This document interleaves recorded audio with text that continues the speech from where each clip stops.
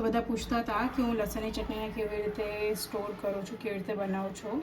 તો જે રીતે મેં લસણ ફોલી લીધું છે, એની અંદર થોડુંક મીઠું,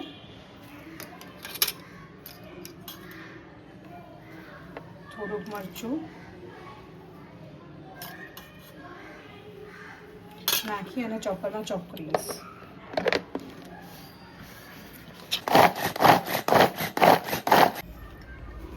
તો આપણું થઈ ગયું છે. જો આવી રીતે લસણ ચોપ થઈ ગયું છે. હું આવી રીતે કરી અને એને સ્ટોર કરી રાખું છું. જો તમે મિક્સરમાં કરતા હો તો મિક્સરમાં બી કરી શકો. લસણને પ્રિઝર્વ કરવા માટે તમે તેલ અને મીઠાનો યુઝ કરી શકો. તેલ અને મીઠું બી નાખી શકો. હું મરચું અને મીઠું નાખું છું.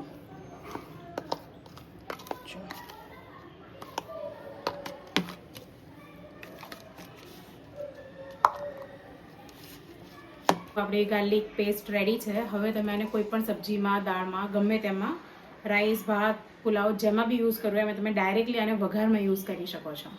હા, આને ટાઈટ પેક કરી અને તમારે ફ્રીઝમાં રાખવાનું છે.